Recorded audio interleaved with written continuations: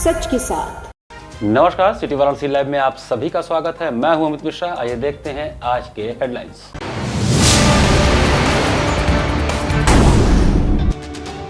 Police प्रशासन के खिलाफ अधिवक्ताओं का अनोखा प्रदर्शन, हाथों में हथकड़ी पहनकर की नारेबाजी। वाराणसी में टेट मुक्ति संयुक्त मोर्चा के बैनर तले शिक्षकों का जोरदार प्रदर्शन, जिलाधिकारी को सौंपा ज्ञापन। पहलगाम आतंकी हमले में मारे गए 26 मृतकों की आत्मा की शांति हेतु दशाश्वमेध घाट पर किया गया पिंडदान और श्राद्ध। और 11वें मिस और मिसेज बनारस प्रतियोगिता 2025 का संपन्न हुआ द्वितीय ऑडिशन। और अब समाचार विस्तार से। टेट मुक्ति संयुक्त मोर्चा के बैनर तले सैकड़ों शिक्षकों ने जिला मुख्यालय पर जबरदस्त विरोध प्रदर्शन किया। टेट मुक्ति संयुक्त मोर्चा वाराणसी के बैनर तले सैकड़ों शिक्षकों ने शनिवार को जिला मुख्यालय पर जबरदस्त विरोध प्रदर्शन किया। सुप्रीम कोर्ट के हालिया फैसले के खिलाफ शिक्षकों के अस्तित्व, मान सम्मान और सेवा शर्तों में छेड़छाड़ के मुद्दे पर यह आंदोलन किया गया। प्रदर्शनकारी शिक्षकों ने टीईटी की अनिवार्यता समाप्त करने और आरटीई अधिनियम 2017 में संशोधन की मांग को लेकर जिला बेसिक शिक्षा अधिकारी कार्यालय से कलेक्ट्रेट तक जुलूस निकाला और जिलाधिकारी को प्रधानमंत्री व मानव संसाधन विकास मंत्री के नाम ज्ञापन सौंपा। प्रदर्शन में शामिल शिक्षकों ने एकमत से प्रस्ताव पारित करते हुए कहा कि उत्तर प्रदेश सरकार द्वारा सुप्रीम कोर्ट में दाखिल पुनर्विचार याचिका से शिक्षकों को आंशिक राहत मिली है, लेकिन यह अपूर्ण है। याचिका में टीईटी की समय सीमा को 2 से 5 वर्ष करने की मांग तो की गई, लेकिन intermediate, BTC, Urdu BTC, सीपीएड, DPEd योग्यता धारक शिक्षकों का कोई जिक्र नहीं है। वक्ताओं ने मांग की है कि सरकार आरटीई अधिनियम 2017 में संशोधन कर 2011 से पूर्व नियुक्त सभी शिक्षकों को टीईटी की अनिवार्यता से मुक्त करे। उन्होंने कहा कि 15 से 30 वर्ष की सेवा के बाद 50-55 वर्ष की आयु में टीईटी पास करने की बाध्यता न केवल असंगत है बल्कि अव्यावहारिक भी है। आंदोलन में शामिल शिक्षकों ने मुख्यमंत्री योगी आदित्यनाथ द्वारा उनकी सेवाओं की प्रशंसा और सैद्धांतिक सहमति की सराहना की, लेकिन इस काले कानून को वापस लेने, शिक्षकों के मान सम्मान की रक्षा और विभाग को प्रयोगशाला बनाने से रोकने की मांग दोहराई। जुलूस पुलिस लाइन चौराहा, गोलघर चौराहा होते हुए कलेक्ट्रेट पहुंचा, जहां शिक्षकों ने नारेबाजी और तख्तियों के माध्यम से अपनी मांगों को बुलंद किया। कार्यक्रम में चेत नारायण सिंह, पूर्व शिक्षक विधायक एवं प्रदेश अध्यक्ष माध्यमिक शिक्षक संघ उत्तर प्रदेश, और प्रोफेसर जगदीश नारायण सिंह दीक्षित, संयुक्त महामंत्री व संस्थापक सदस्य राष्ट्रीय शैक्षिक महासंघ उत्तर प्रदेश की विशेष उपस्थिति रही। टेट मुक्ति संयुक्त मोर्चा ने चेतावनी दी कि जब तक आरटीई अधिनियम 2017 में संशोधन नहीं होता, उनका चरणबद्ध आंदोलन जारी रहेगा। कि जब गेम शुरू हो चुका उसके बीच में आप नियम बदलने का आपको कोई अधिकार नहीं है। और हम शिक्षक हैं, हम टेट क्या, हम सीटेट, हम नेट सब पास करेंगे, लेकिन सबसे पहले ये कानून बनाने वाला वो एग्जाम पास कर ले जिससे वो उस कुर्सी पे बैठा हुआ है। और यह नियम 2009 आरटीई एक्ट 2009 में आया, 10 में लागू हुआ, और उसके बाद से जितने भी शिक्षक नियुक्त हैं सब टेट पास है। और सरकार का एक नया फरमान आ गया कि अब जो पूर्व नियुक्त शिक्षक है वो भी टेट पास करेगा। तो ये कहाँ तक जायज है? हम क्यों टेट पास करेंगे? हम इतने अनुभवी शिक्षक हैं और टेट पास करेंगे, और कोई भी चीज़ हमारे ऊपर एकदम वज्रपात जैसी थोप दी जाती है। हम शिक्षक से सबसे ज़्यादा कार्य लिया जाता है। सारे विभागों की तुलना में शिक्षक सबसे ज़्यादा काम करता है। ऐसा कोई काम नहीं जहाँ शिक्षकों ने लगाया जाता है। और हमारी मोदी जी से, योगी जी से यही गुहार है कि इस जो भी पारित हुआ है संसद से, उसमें एक अधिनियम लाके लोकसभा राज्यसभा से वो 14 दिनों के अंदर पास करा के उसमें कोई संशोधन लाया जाए या एक अध्यादेश के द्वारा इस अपने रिजल्ट को बदला जाए। हमारी बिल्कुल निरस्त किया जाए, क्योंकि 2009 आरटीई एक्ट 2009 से पहले के जितने भी नियुक्त शिक्षक हैं वो कोई टेट नहीं देगा और हम उसे देने नहीं देंगे। हम शिक्षक साथी सब उसके साथ हैं। हालांकि मैं 2018 बैच से हूँ, मैंने टेट, सुपर टेट सब कुछ पास किया है, लेकिन क्या ये जायज नियम है? आज टेट पास करो तो कल नेट पास करो, ये कहीं से भी कोई भी जायज नहीं है। विगत 3 दिनों से अधिवक्ताओं और पुलिस के बीच हुए मारपीट की घटना को लेकर हुआ विवाद बढ़ता ही जा रहा है। वाराणसी में विगत दिनों से अधिवक्ताओं और पुलिस के बीच हुई मारपीट की घटना को लेकर हुआ विवाद गहराता जा रहा है। विवाद को सुलझाने की कवायद पुलिस अधिकारी और बार काउंसिल के पदाधिकारियों के द्वारा करने की कोशिश की जा रही है। पुलिस अधिकारियों की मनमानी और बेगुनाह अधिवक्ताओं पर कार्रवाई की धमकी के खिलाफ अधिवक्ताओं में आक्रोश व्याप्त है। इसी क्रम में शनिवार को कचहरी परिसर में अधिवक्ताओं ने पुलिसिया मनमानी के खिलाफ प्रदर्शन किया। इस प्रदर्शन के दौरान अधिवक्ताओं ने काली पट्टी बांधी तो वहीं अपने हाथों में हथकड़ी पहनकर गिरफ्तारी के लिए तैयार जैसे नारे बुलंद किए। अधिवक्ता विकास सिंह के नेतृत्व में दर्जनों की संख्या में अधिवक्ताओं ने निर्दोष अधिवक्ताओं पर पुलिसिया कार्रवाई के खिलाफ नारेबाजी कर अपना विरोध व्यक्त किया। इस मौके पर अधिवक्ता विकास सिंह ने कहा कि अधिवक्ताओं और पुलिस के बीच हुए विवाद को सुलझाने के बजाय कुछ पुलिस के अधिकारी सुलझाने में लगे हुए हैं। शासन और प्रशासन को इस मामले का संज्ञान लेकर त्वरित पुलिस के उच्चाधिकारियों और बार काउंसिल के साथ वार्ता कर मामले को समाप्त करवाना चाहिए। यदि पुलिस के अधिकारी इस विवाद को सुलझाने के बजाय मामले में निर्दोष अधिवक्ताओं को जबरदस्ती फंसाने और कार्रवाई करने काम करेंगे तो अधिवक्ता भी शांत नहीं बैठेंगे। यदि पुलिस प्रशासन निर्दोष अधिवक्ताओं पर कार्रवाई करती है तो हम भी जेल भरने के लिए तैयार हैं। गत दिनों जिस तरीके से हम सभी के बड़े भाई शिवा प्रताप सिंह जी को मारा गया, पीटा गया और मुकदमा दर्ज किया गया, उसके उपरांत हमें अपनी बात को रखने भी नहीं दिया जा रहा है और ये धमकी दी जा रही है कि हम सबको जेल भेज देंगे। तो मैं जवाब के रूप में ये दिखाना चाहता हूं कि हम अधिवक्ता जेल में जाने के लिए तैयार हैं और मुंह तोड़ जवाब उनको जेल से भी उनको मिलने के लिए तैयार रहेंगी। निरंतर हमारे बार और उनके वरिष्ठ अधिकारीगण से मैं ये याचना करना चाहूँगा कि आपस में बैठ करके इसका हल निकालें, अन्यथा अगर एक कदम वो चलेंगे तो दूसरा कदम हम अधिवक्ताओं को आगे बढ़ाना पड़ेगा।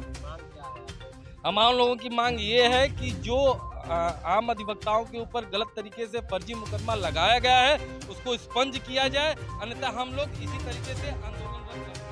गंगोत्री सेवा समिति द्वारा पहलगाम आतंकी हमले में मारे गए 26 मृतकों की आत्मा की शांति हेतु तर्पण एवं श्राद्ध अनुष्ठान हुआ। पहलगाम आतंकी हमले में मारे गए 26 मृतकों की आत्मा की शांति एवं मोक्ष की कामना हेतु गंगोत्री सेवा समिति की ओर से काशी के प्राचीन दशाश्वमेध घाट पर विशेष तर्पण एवं श्राद्ध अनुष्ठान आयोजित किया गया।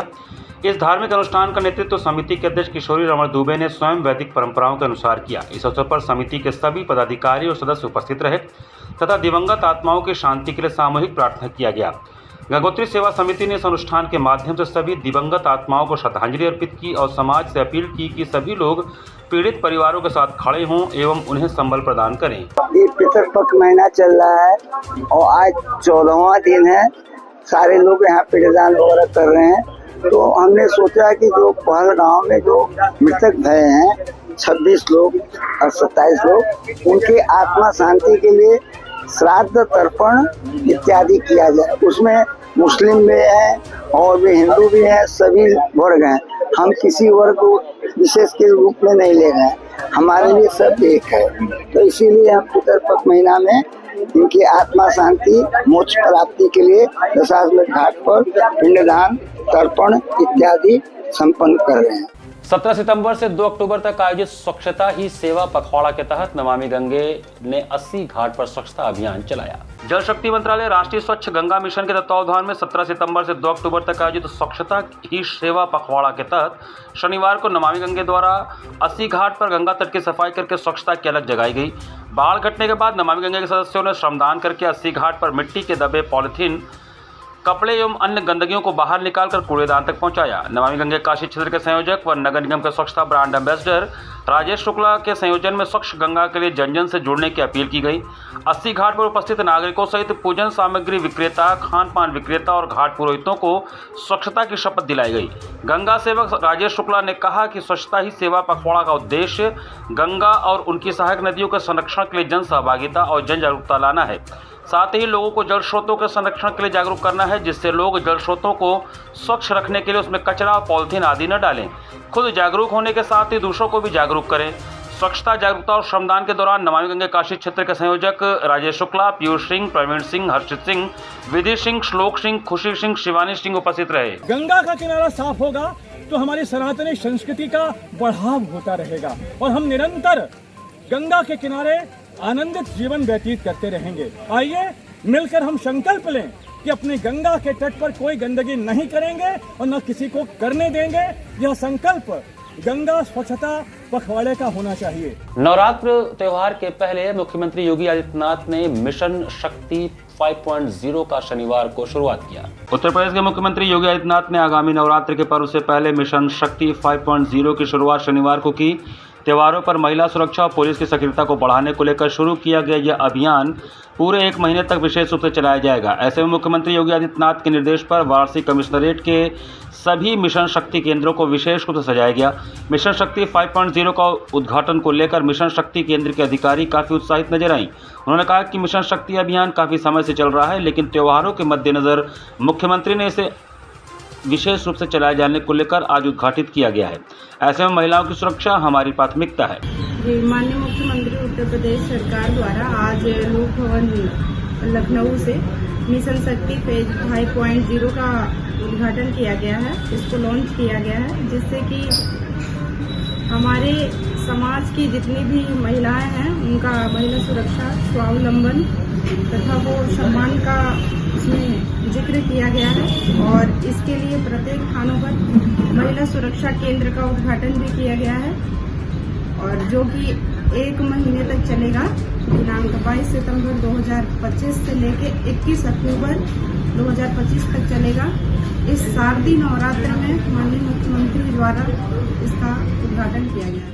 यहाँ पर वक्त चला छोटे से ब्रेक का। बने रहिए सिटी वाराणसी लाइव के साथ। वाराणसी लाइव, सच के साथ।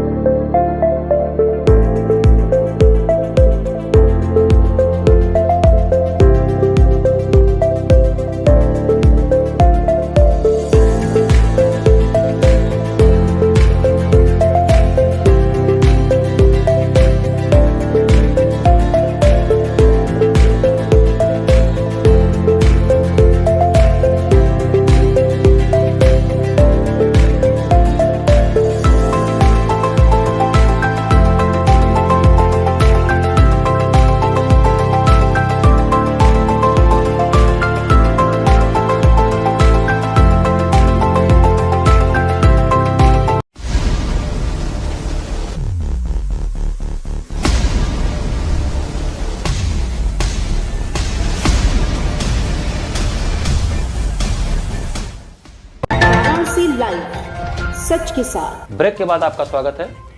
वात्सल्य सोसाइटी द्वारा आयोजित होने वाले 11वें मिस और मिसेज बनारस प्रतियोगिता 2025 का द्वितीय ऑडिशन शनिवार को हुआ। वात्सल्य सोसाइटी द्वारा आयोजित 11वें मिस और मिसेज बनारस प्रतियोगिता 2025 का द्वितीय ऑडिशन सामने घाट स्थित शिव रुद्राक्ष रिसोर्ट परिसर में रखा गया। इस अवसर पर ऑडिशन की मुख्य अतिथि वंदना सिंह, डायरेक्टर मिस और Mrs Banaras show, deputy director Sakshi Pandey उपस्थित थी। ऑडिशन में सर्वप्रथम मॉडलों ने रैंप वॉक कर उपस्थित जजों को अपना अपना परिचय दिया। द्वितीय राउंड में मॉडलों ने नए पुराने फिल्मी गानों पर आकर्षक परिधानों में सुसज्जित होकर मनमोहक नृत्य कर सभी को मंत्रमुग्ध कर दिया।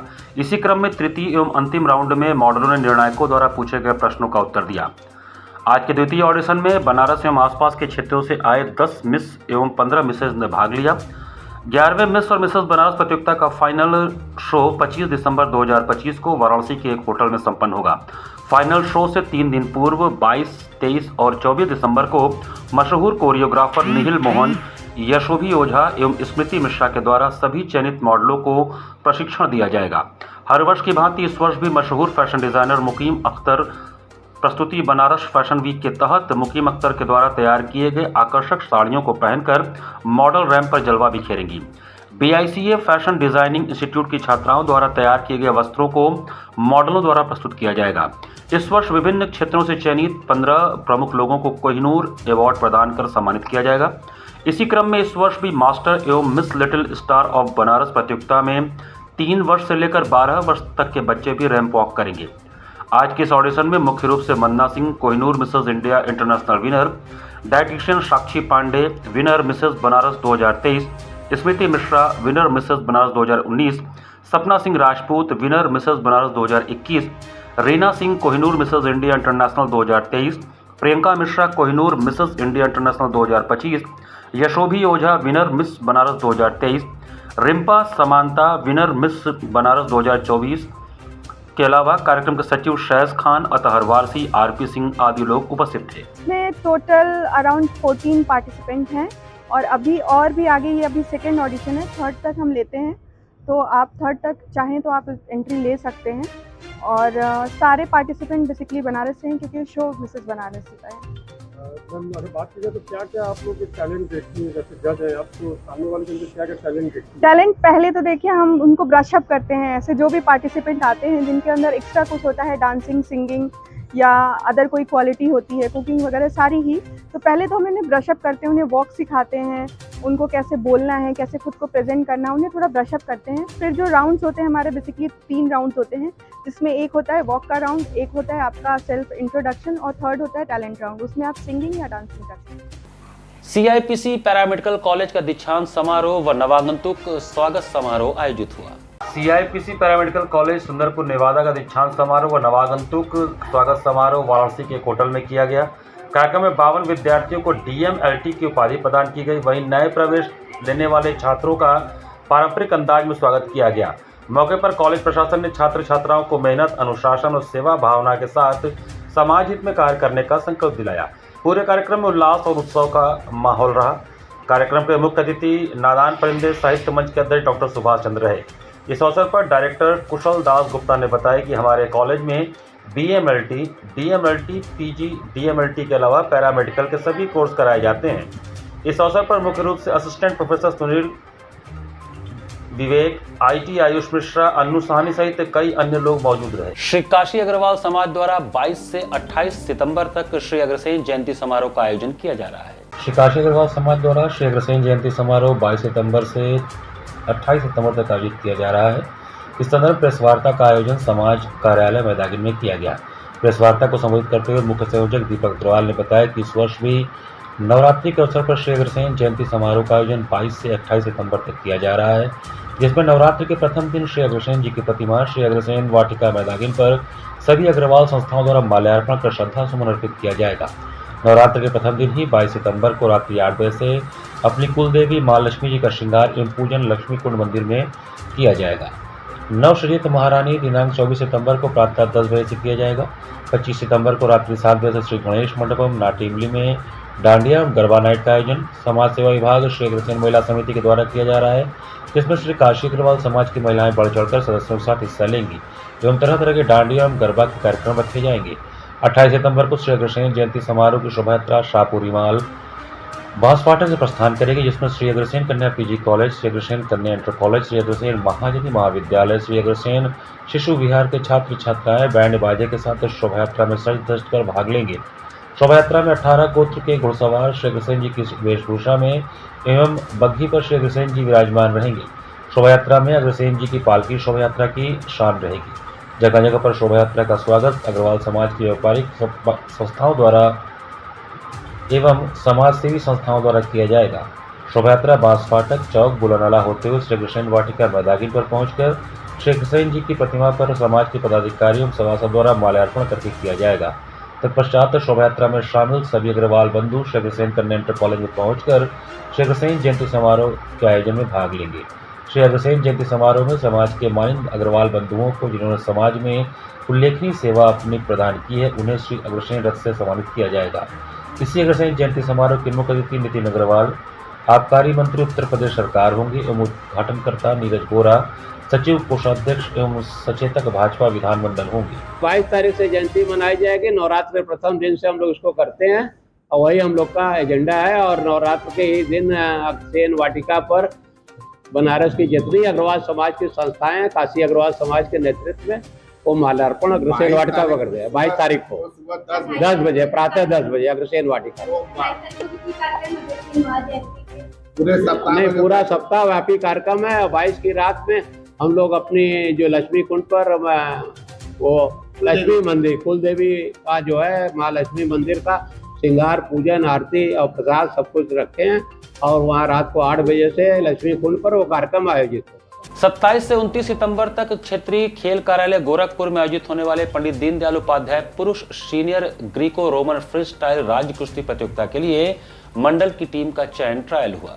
खेल विभाग उत्तर प्रदेश लखनऊ द्वारा आयोजित पंडित दीनदयाल पुरुष सीनियर ग्रीको रोमन फ्रीस्टाइल राज्य कुश्ती प्रतियोगिता का आयोजन 27 से 29 सितंबर तक क्षेत्रीय खेल कार्यालय गोरखपुर में आयोजित किया जा रहा है। इस प्रतियोगिता में वाराणसी मंडल की टीम का चयन ट्रायल सीधे मंडल स्तर पर 20 सितंबर 2025 को सुबह 10 बजे वजन एवं 11 बजे चयन ट्रायल किया गया। फ्री स्टाइल का रिजल्ट इस प्रकार रहा। 57 किलो में आशुतोष, 61 किलो में देवांश पाल, 65 किलो में दीपक यादव, 70 किलो में शेरू यादव, 74 किलो में अनुज यादव, 79 किलो में ऋषि यादव, 86 किलो में मैत्रेय यादव, 125 किलो में अंकुर यादव गाजीपुर का चयन हुआ। ग्रीको रोमन का रिजल्ट इस प्रकार है: 55 किलो में नितेश प्रजापति, 60 किलो में जाहिद अली, 63 किलो में अमन यादव, 67 किलो में अनुज विनायक यादव, 72 किलो में अंशुमन यादव, 77 किलो में विष्णु गुप्ता, 82 किलो में प्रियांशु यादव, 130 किलो में आशुतोष यादव गाजीपुर का चयन हुआ। 16 खिलाड़ियों का चयन हुआ, जिसमें 2 खिलाड़ी गाजीपुर के और 14 वाराणसी के खिलाड़ियों का चयन हुआ है। मंडल चयन ट्रायल में सभी मंडल से 67 खिलाड़ियों ने भाग लिया। वाराणसी सहित चंदौली, गाजीपुर, जौनपुर के खिलाड़ियों ने भी इसमें भाग लिया। सभी चयनित खिलाड़ी वाराणसी मंडल का प्रतिनिधित्व करेंगे। निर्णायक की भूमिका में सुरेंद्र यादव, विशाल यादव, उमेश यादव, दिव्यांश सिंह, अश्विनी सिंह आदि लोगों ने अपना समय दिया। इसके बाद ये बच्चे जो है गोरखपुर में 27 से 29 सितंबर को ही स्टेट है अंतरमंडली, वहाँ पर जाएंगे।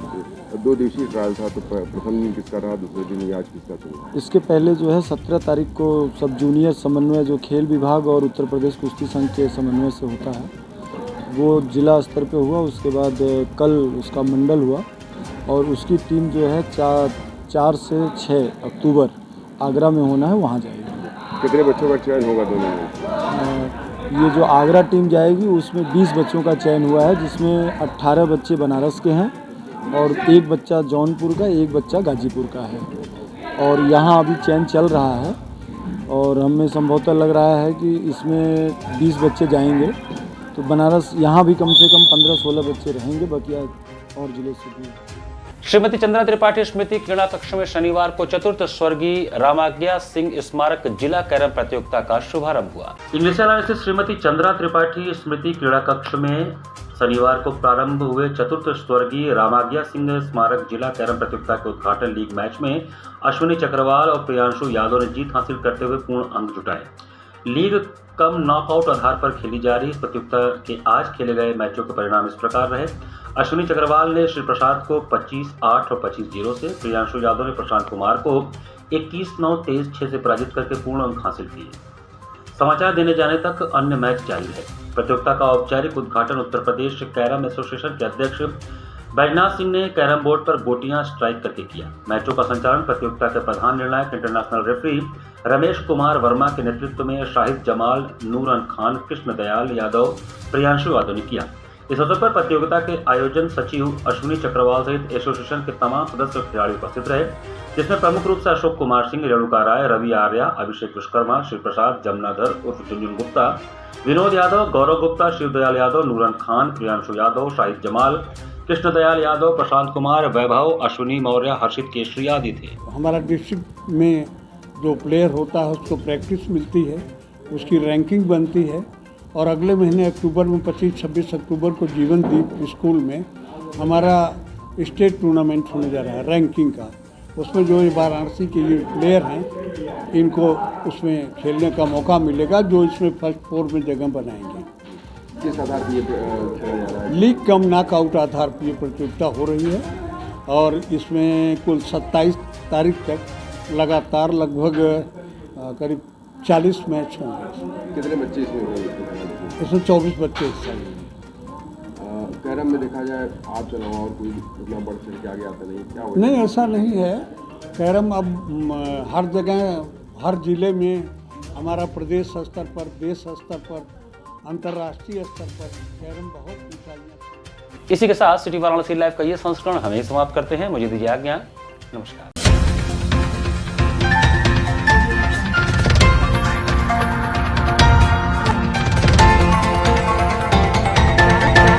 लाइव सच के साथ।